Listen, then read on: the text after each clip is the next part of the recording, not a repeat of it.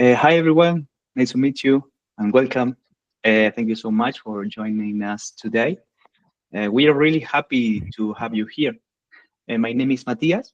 I'm part of Anunci, one of the partners of this bootcamp. We'll be providing the real-life practice environment that the students will use during the program. Now, let's get to the exciting part, of course. I'd love to introduce you to Clara Ramos González, our main speaker and the lead mentor of this journey. She will walk you through the QA is all about, what you learn in the bootcamp, and how this program can be a real turning point in your life. So let's get started. Clara, it's all yours, and thank you. Okay, thank you, Mati. Let me share my screen. Can you stop sharing? Perfect. Okay. So let's go. Oh, let me admit someone. Can you also moderate and admit people, Mati? Yes, of course. Perfect then. Okay, can you see my screen? Yes. Perfect then. Let me go to presentation mode. So welcome everybody. We are here in this webinar just to evaluate a little bit of what is the quality assurance career and roles, what are the different responsibilities that we can take within a software development team. And then I will introduce you to my bootcamp and what are we going to see during that intensive 6-month program designed to land your first quality assurance engineer role. So first, before everything, who am I? My name is Clara. I'm a senior QA manager. I have been in the industry for 15 years now. I started, of course, as an entry position junior QA, and then I built my career around quality assurance, which is a field that I'm passionate about it, and I really, really love it. I'm also a conference speaker. I enjoy very much advocating for quality in different IT conferences around the world. I'm an IT workshop provider. I help companies and teams to uncover improvement opportunities and elevate their potential regarding quality assurance, agile, and software development methodologies. And I'm an ISTQB certified QA trainer and coach. I'm certified by the International Software Testing Quality Board to provide these and other trainings and to introduce new QAs to the industry. But enough about me. Why, I know, last but not least, I'm also a yoga teacher and an assiduous meditator. So I also introduce some mindful techniques into our lessons and our classes so we can learn and develop soft skills as much as hard skills. So now, yes, enough about me. Why are we here? We are here to learn what a QA engineer actually do. What do we do in daily basis? What are our different roles and responsibilities that you can focus on during a career in quality assurance field? How beginners can get started into tech in the QA industry in particular. Of course, we are not going to talk about how you can start as a designer or developer. We are focused on quality assurance, different roles. And then I will show you around what is the Test Your Limits Bootcamp, which is this 6-month program that I will be launching at the end of this month. So let's start. What's the software development team composition? The software development team is the complete team, not only developers, that will focus on configuring, developing, and giving life to a new product, a new system, a new CRM, a new application. Everything we use daily in technology was once developed, think, and produced. And this team is composed of software developers, UX and UI designers. UI is user interface, UX is user experience, quality assurance, of course, and software testers, project managers, maybe software architects, which are the people that actually develop the architecture before we start coding, DevOps engineers, which are the people that are into delivering, and business analysts. We can have like 3 or more or 4 more roles depending on the industry and the team, like for example, an Scrum Master or different other participations, but we focus now in the quality assurance field. Normally we have one QA for every 2 or 4 developers. I have worked in teams where I was the only QA for a team of 10 developers, for example. You can be exploded like that. It's something depends on your project. And I have worked in teams where we were one-to-one, one QA and one developer, and we work together. So it depends on the industry, it depends on the regulations, it depends on the needs, and a lot of different particularities. But more or less, the combination is one QA for every 2 to 4 developers in normal industries. So about these team members, what are our key roles and responsibilities? The software developers, of course, they code, they are the core of the team, they develop the coding part of the application, they are also into the front end and the back end and the databases. The user interface or user experience designers, UI, UX, they focus on the user experience and the interface, what our users are going to see when they engage with our product. So the application needs to be user-friendly, needs to have accessibility for different disabilities, it needs to be visually appealing, people will want to stay there into our application. So there are particular roles that focus on improving that aspects of any project.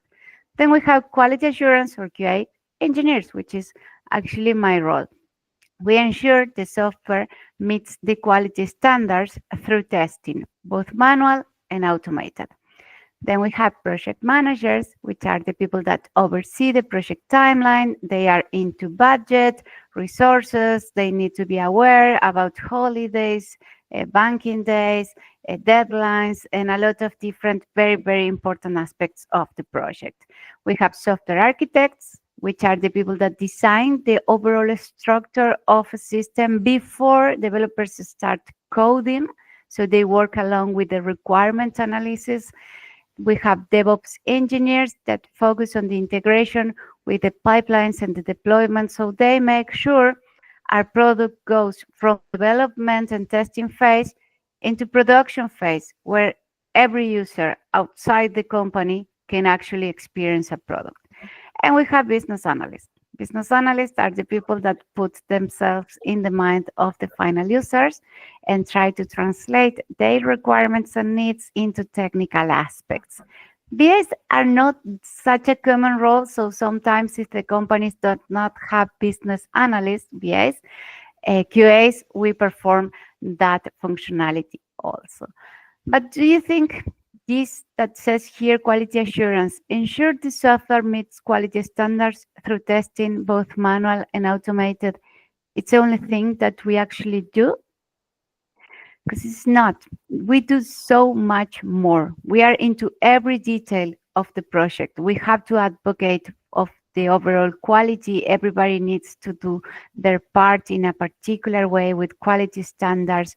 We are safeguards and keepers of the company reputation. We make sure defects don't go into the production environments. We make sure our users do not experience flaws, defects, or failures in the daily usage of our systems. This is not something that we do only to be proud of having a good system. This is mandatory, legally regulated. We need to comply with a lot of legal regulations to be able to launch a new system, especially if we are going to engage with credit cards, with sensitive information, with sensitive data from our clients. So quality is not something that some companies can choose to have or not to have. They need to comply with some mandatory legal requirements. So we are into that, keeping safe the company reputation and the legal aspect of the process.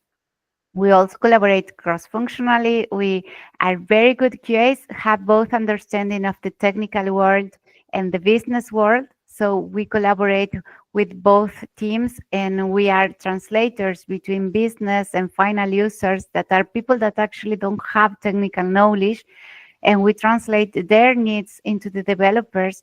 with the words that developers can actually understand because they speak different languages. We are into process improvement, so we are able to assess if the processes are, if the quality that we have is the result of a good process, or actually we can improve the process to improve the quality and to improve the overall result and overall collaboration of the different team members. And we have a mind that is customer-centric mindset. So we focus on our final end user. That is something that not every role can do. We are there to advocate for the users. Developers have a different mindset where they are focused into building, and we are focused into achieving quality and achieving different results. So this is, in a nutshell, what do we do for the companies we work on. So in which roles we perform these different activities. We can be software development engineers in test. That is SDET. That's the most technical role that we can have. This will be your role if you like to code. If you like to code, if you are good on it, if you like to know and to learn different languages and programming languages, that will be your role. You will work peer by peer with a developer, reviewing their code, improving it, seeing bad practices, highlighting different typos. They can even have typos. A system can fail just because the coding have a typo, double spaces, a wrong letter. So we need to be able to assist developers in that if you are an SDET, software development engineering test. Then you can be a QA engineer. QA engineer is a mixed role. You are half technical role, half into analysis, business, processes, and more focused into quality. So QA engineer do both. We can review code if we want to, but our most skill and value is appreciated if we review requirements, is if we actually see gaps and uncover different incompatibilities from the system, if we design very strong and good test plans, if we plan what is going to be tested. So it's a more complex role. Then we can be QA analysts or test analysts, and we can go and make a good analysis of the business requirements. This is a strong analytical role where you will be reading a lot of documents and in them. The QA analyst is also the person that creates the manuals for end users. We handle a lot of different documentation. We provide the clients and the customers with some written documents regarding the product because we are so into details and we know the product as the back of our hand, but in the user point of view, as a user will. So we can create the manuals for that. We can be manual tester or software tester. We will manually use and execute the system to uncover defects. We can be business QA engineers, so we can be working on business. And when your company hires a development team outside the company, you are the person in charge of engaging with that team and translating requirements and working with them. And same as a product QA engineer, so you can be the owner of a product that is going to be developed or is being developed, and you need to be the expert on that. You need to know your CRM or your application the best possible, and people will contact you when they want to know different functionalities. So as you can see, we have roles that are very much technical, roles that are more into analysis and more into engaging with business and being a representative of the product. So it depends on your desires. It depends on what you want for you, for your future career. So if you like technicality, go for there. If you like analysis and business, go for there, because there are a lot of different opportunities in every side of the quality assurance world.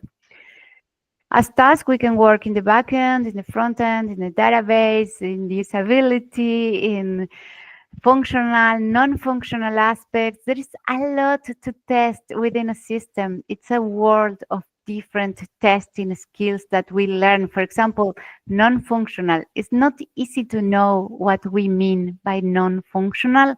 We mean, for example, performance. If an application takes a lot of time to load the images and the videos, that's non-functional because you're not using it, you're not engaging with, you're not clicking, it's not a functionality, it's a non-functional aspect that has a bad quality, the loading, the slow loading of things.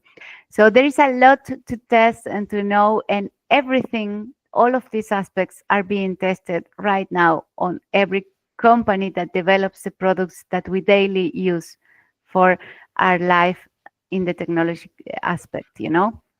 And as a seniorities, you can start as a junior QA, then go to middle senior, semi-senior, then senior. Then you can go to QA lead if you like to lead teams, if you like to have teams and working with you. Then you can go technical expert if you don't like to have teams. If that the next step after senior QA is technical expert if you don't want to handle or manage a team. Then test manager, test or quality manager. We don't focus that much on managing the team, the responsibilities or daily tasks. We focus on managing the quality process, the quality of the organization, the process improvement, the software development methodologies. That's more my role. So, and then you can be quality coach or quality instructor. There's a lot of things to do. Seniority does not take a lot of time. To grow in seniority in the QA industry, you don't need to have particular years working, but you do need to have skills, independency, and ownership. So you can go from junior to senior in 1 year or in 5 years. It depends on your own investment of your career and your own dedication to your role. So enough about the roles. What about the mindset? As a QA, you need to be curious. You need to be an explorer. You need to be open to learn new things. You need to not be afraid of technology. If something new comes up, artificial intelligence, holographic phone calls, whatever we have, it needs to be tested. And we as QAs cannot be afraid of being replaced by technology. Technology is technology, needs to be tested. Anyway, I have tested AI. Of course, I have tested machine learning. I have tested AI. I have tested big data. It will always need testing. The hallucination of AI is unbelievable. It gets it wrong like 50% of the time. So don't worry, we are never going to be replaced, but we need to stay curious, critical thinking, explorers, continuous learning. You always have to study and take new trainings and new courses. But for me, it's so excited. I love to learn new things over all the time. Then you need to be on a mindset prevent over detect. Detect is a reactive aspect of quality assurance. When we test, when we are testing, we are being reactive. So we will react to defects that we find. But if we want to achieve good quality, we need to start by preventing. Before that, even before anything is coded, we can start identifying defects in the requirements, in the documents, in the tools selected, in the possibilities. Imagine what can happen with the system. If a business user asks for a new button that can allow a user to pick up a date, a developer will say, yes, of course, I will develop a button, one button that you click it and it will open a calendar.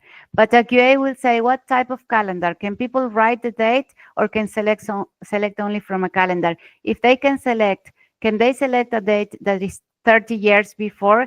If so, can you let them select from the year? Because if you have to go click by click, going back, month, users will not like it, will hate that. So we need to be on top of those details. What type of picker? Can users pick a date in the future? Can users pick a minus something date? We need to think about that. Developers does not think about that because it's not their job. It's our job to start uncovering improvement opportunities from the very beginning. So as a QA, even as a junior QA, you are invited to all the meetings when they start planning the new systems, the new projects, and you are listening there and taking notes and being proactive because we do prevent over detect. And we have constructive skepticism, which means we assume something is wrong even before we start seeing. That's our mindset. We step up saying, okay, let's uncover what is wrong here because something is wrong and I know it.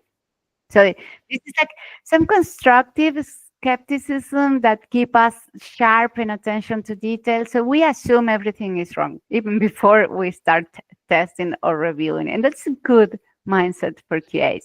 It's a good positive mindset. It can be perceived as negative, but it is not. It's just detail. So how can you obtain your first QA engineer role? This is not an easy formula, of course, but there are a lot of things you can do. Study the foundations is basic. In the interviews, they will ask you, what is manual testing? What is a boundary level testing? There are different names of techniques and everything. What is an agile framework? What do you do if you have a meeting as a Scrum and it's the retrospective meeting? So that's a study. That's things you need to study, of course. Those are the foundations of every development and testing processes. Then you need to work smart. Use the tools. I have done automation and manual testing. I'm more into manual. I'm very analytical. My profile is analytical. So I love to do manual testing, but I use a lot of tools. I do it manually, but I use a lot of tools. I'm supported by every tool. As soon as they launched a ChatGPT bot, I start using it to analyze requirements, to review some things. And of course, I don't trust it. I have constructive skepticism. So I use tools, but I always compare results and go back and test everything. You need to get familiar with a lot of tools. People like to read in your CV the amount of tools that you use. Engage with the QA industry. You don't know from where your next job or your first opportunity is going to come. So add every QA to LinkedIn. Add them. We are very generous and sharing industry. They will always be there for you. Any of my QA fellows and colleagues, they are the best. Be prepared for strong interviews. Interviews can be very technical. So you need to be prepared, you need to build resilience, and you need to be flexible, and you need to tolerate frustration if you don't get it on the first time, because interviews are hard and we are very exposed and we are very vulnerable. And if we don't know an answer, I always prefer the people I am interviewing, I interviews, tell me I don't know. I'm so sorry. I am not familiar with this concept, but I will investigate after this interview. Please ask me another question. Let's try to uncover this. But you need to learn how to respond during those interviews. Interviews can be wild in IT. You need to certificate. That's why I'm partner of ISTQB. You need to obtain practical and real job experience, because even for entry positions, companies like to see there that you have already an experience. It doesn't make sense, but it is what it is. That's why we have partnered with Matías from Anunci. He's the owner of the marketing company that will provide us the environment and the opportunity to do some real training and practical experience. You need to be part of a meaningful learning path.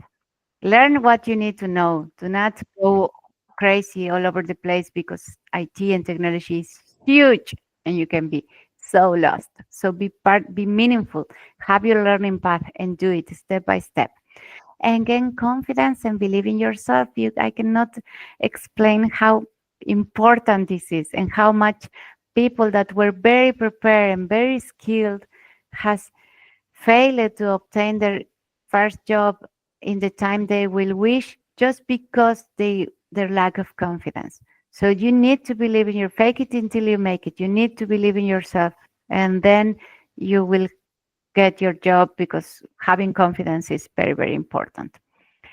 So how my bootcamp, Test Your Limit Bootcamp, complies with all of these things that I think you need to have to obtain your first QA engineer role. These aspects you can gain in my bootcamp or outside it, but these are the aspects that I consider you need to have and you need to be focused on to land your first QA job. But in Test Your Limits, we guarantee that in the program activities and providing different program expectations. So for example, for starting, we will have different roles. You will have your role. Your share as a student will be join to the classes, complete the assignment, engage and study. You have to engage during the classes. I have had, I think, 3 cohorts from students from Amazon. Each cohort has had 50 students, more or less 50 to 60, and participating, making questions and engaging like 6 people 7 maybe, not more than that. And those are the first one landing a job because they are out there. They can expose themselves. They can participate. They make a good use of their money investment and their time investment. This is on you. You need to be responsible of your investment if you join the bootcamp. My part will be delivering the lessons, providing hands-on training, interactive experiences. I will guide you through every step of the road, but you need to walk, of course. And the bootcamp team, the rest of the teams will provide the practical part in a real company, which is an experience, work experience that we will add to our LinkedIn profile and our CV. And we will have some guest instructors to engage with different people in our networks, success cases. So people that have already landed their job with my training will also be there for you, and a lot of different surprises. So as part of tools, we will use normal tools, Google Meet, Google Drive, Slack, Notion, Wayground for assessments, and IT tools. Those IT tools will be the ones that I have actually used in my 15 years in the market. So Jira, Confluence, Postman, MySQL, BrowserStack, I have the lucky to partner with them. That's a huge company, widely used in the market. One license for BrowserStack cost 250 euros a month, more or less. And I have partnered with them, and they have provided me with license for me and all my students, so we can actually use a real tool to test. BrowserStack is used to do performance testing, non-functional testing, cross-browser testing, so you can test by just once in Chrome, Firefox, Safari, and all the browsers, and cross-device testing, so you can test iPad, mobile, desktop, and other versions just in once. And this is very useful. This is manual testing with tools. And you can also automate with BrowserStack. They have some very cool features for low-code, no-code automation. We will use GenAI, of course. We will use generative AI to generate test scripts, to review our test scripts, to do a lot of different things. We will use agentic AI, which is a full stack of different agents for AI. This is very, I'm sorry. This is very modern. It's something very new in the industry. And we will use it during our classes. We will use Gen AI, agentic AI, and agents, of course.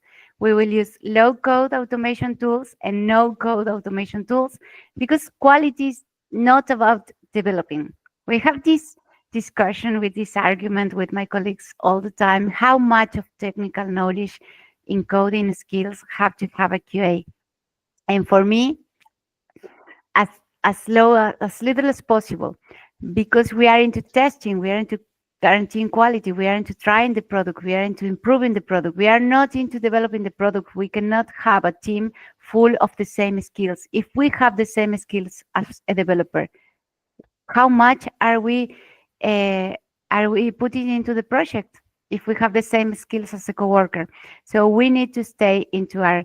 So that's why we are going to use these IT tools that are very good, very widely used in the market, and we are going to use real accounts for real projects and gain some real experience.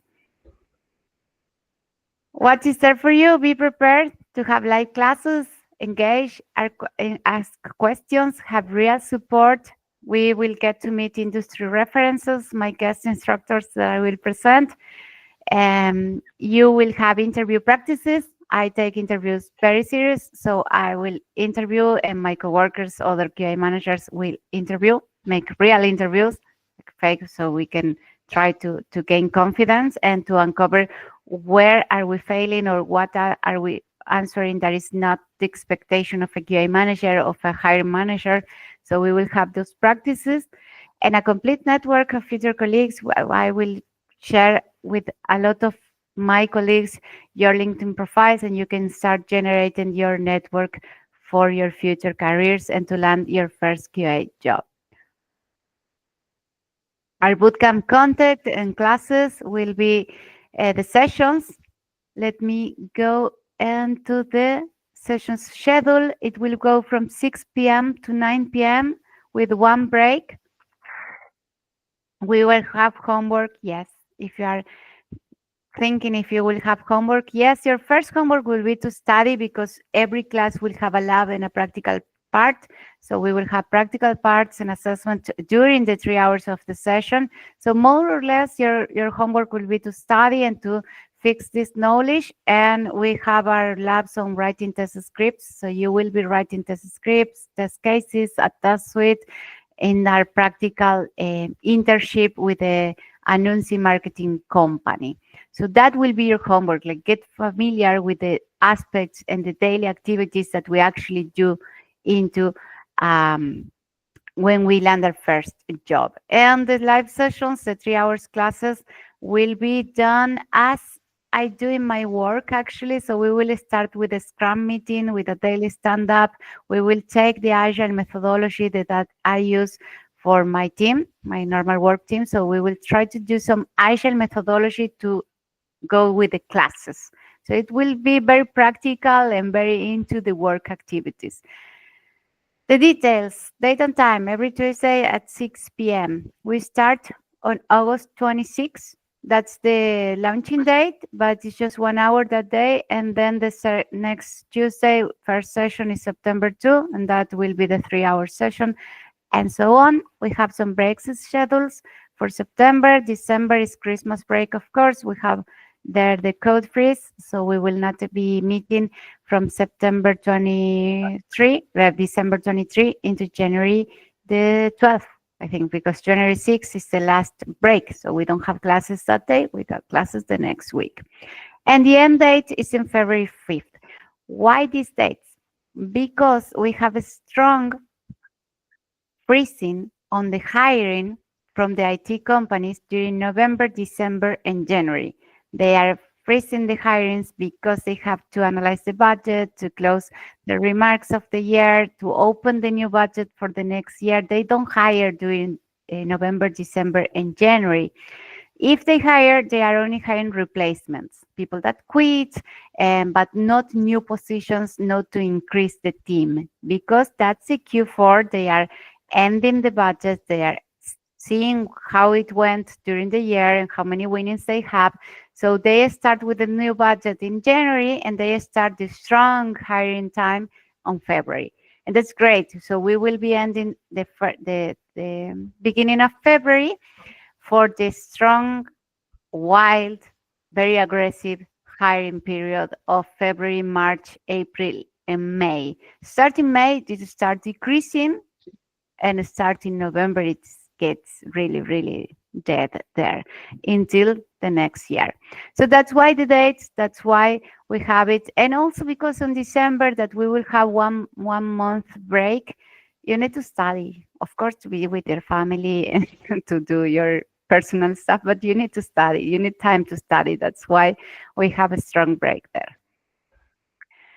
The curriculum, we are going to focus only on what we need to know. I hate the theoretical lessons, so we are going to do the tools from the very beginning. We are going to install and use VPNs. We are going to install and use cross-browser tools, performance tools. My partners will provide with real accesses and real tools and real environments to work. So at the end, you will have not only an intensive training, but also an internship to add to your curriculum. So you will not start without experience when you start applying for new jobs. We will do manual testing. We will not learn coding, because programming is a different skill. So we will learn to read code. We will learn to test code, but we will not learn to code. So for automation, we will use low code and no code tools, and AI, of course. This is the AI era, and this is the future of our works. So we need to start engaging with it, and we need to be able to use it and to advocate for new technology into any company. So that's the curriculum. It's very focused into career development and into landing your first QA job. Of course, it has a lot of theory also, but every class has lab and practical experience. You will obtain your certificate. I'm an ISTQB certified trainer, so it will be by me, by the ISTQB Institute, by BrowserStack, by Women in Tech, and by ISQI. All my partners are going to certify you. How do you obtain your certification? Making your assessment completion, work home done, study, and engage in the classes. That's it. We do have the live class assistance, but if you need to miss one class or anything, we have the recordings. You cannot not do the homework or the practical lab for that class, but you can do it offline if you need to miss one or more classes. Why this bootcamp and why not a lot of different others that we have in the internet? Because you have real coaches. I cannot explain you how many trainings I have seen that are done, performed by people that have never been a QA and have never tested anything.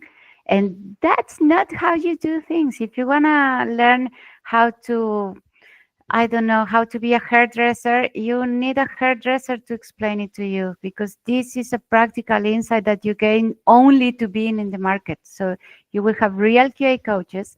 You will have QA fellows, you will have guest instructors. These are my 4 principal guest instructors. Rick Marcelis is the creator of TeamUp, which gave birth to ISTQB. He has been 50 years in the industry. This is a major veteran of the QAs, and I admire him very much. Patricia will be our guest instructor for developing our career, skills for interviews and curriculum, because she is a consultant for Forbes. He's a neuroscience and the president of Women in Tech.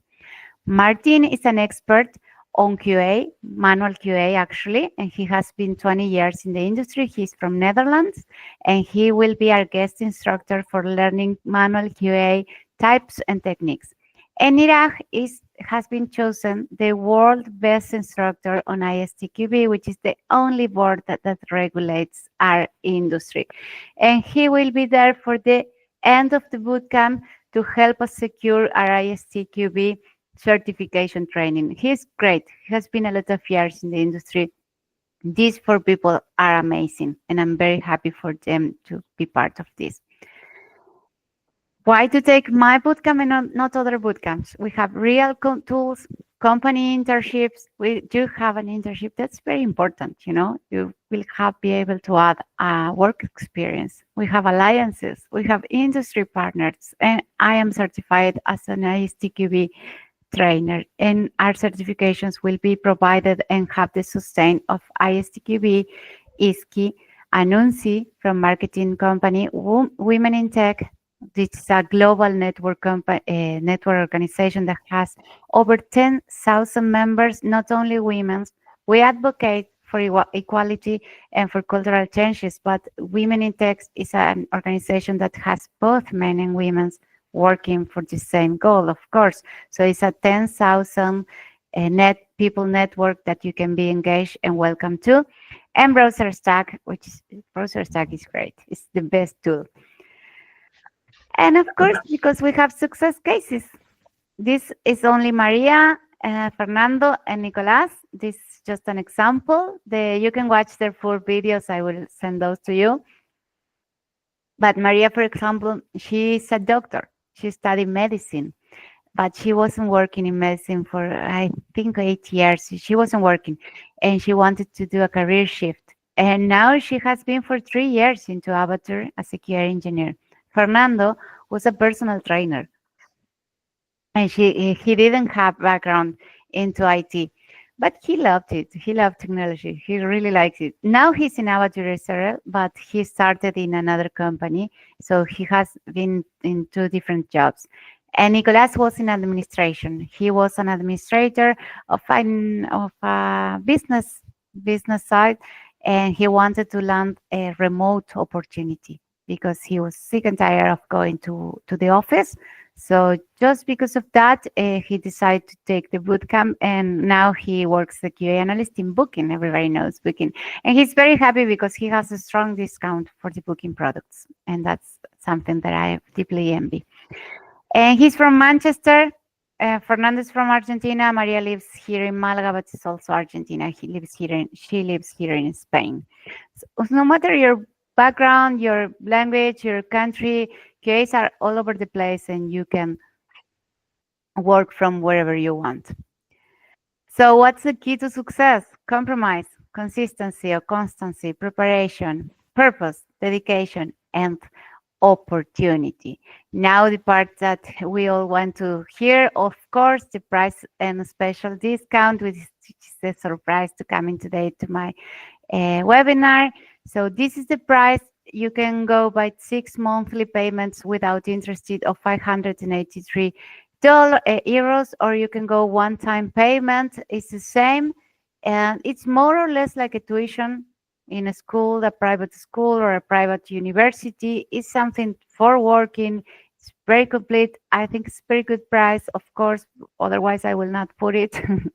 And for being here in the webinar, you get an extra 10% discount. Is a code, a voucher that will be sent to your emails. Everybody that was signed into this this webinar will receive that email, but that voucher, that code lasts only 24 years. And this price it is the early bird price, is up until 15th of August. After that, it will go back to the original price and everything. And the spots are very limited. I cannot have more than the students that I can be very dedicated and practical to. So we will not have a big cohort of students. So those are the prices. You can go to the website, the bootcamp website, and review all of the information. You can see the videos of the success cases. You can review the program in detail. Each class is there. You have the 22 weeks, meaning the 22 classes. There is a topic for each class. So you can open and go and see every information that you need there. So that's it. Thank you very much. I don't know if you have any question, something that you want to know or to ask in particular. Feel free to unmute or feel free to write. I don't know, whatever is more comfortable if you have any question. This was a lot of information in just 45 minutes. So I'm sure you have to process everything. Yes, Kev, go ahead. How many hours per week? What sort of commitment are we talking about for this? We're talking a 3-for-3 commitment, meaning 3 hours classes, 3 hours study, 3 hours of practice. So I will recommend 9 hours a week to be on top of the class, less 6 hours if you wanna be following but not leading, and 3 is only the classes. So at least I will recommend that formula, the 3-3-3. Okay, thank you. Okay, thank you very much. Then that's it. You will receive the offer discount on your email, and of course a recording of this presentation. And thank you so much for being here. Enjoy the rest of your. Oh, Nicolas, go ahead. Hi, Clara. Hi, Matías. How are you? I hope you're doing well. Thanks for the invitation and for this opportunity to get this approach to the QA bootcamp.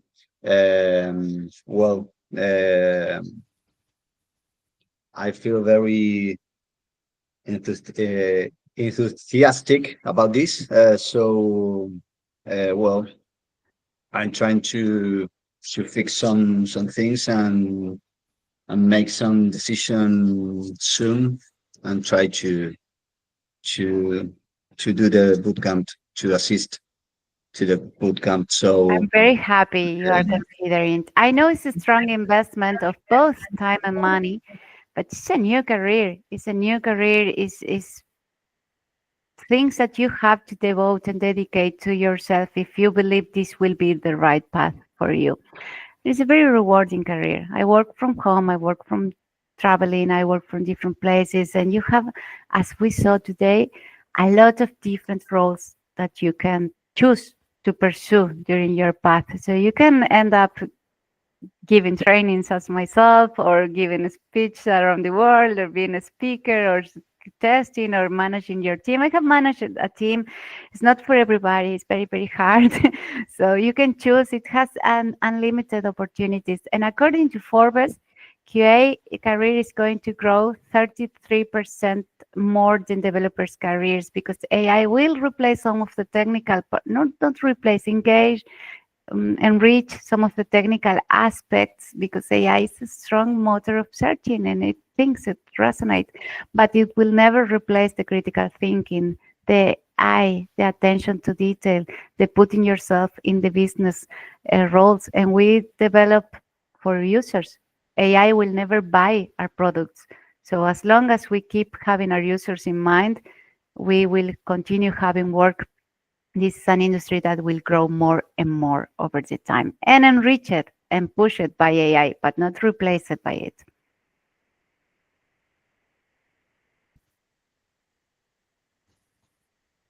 Okay, it was very nice to have you here. Also, Prince, that I think I remember you. So also, it was good to have you here. And nice to meet you, Kevin. Nice to see you again, Nico.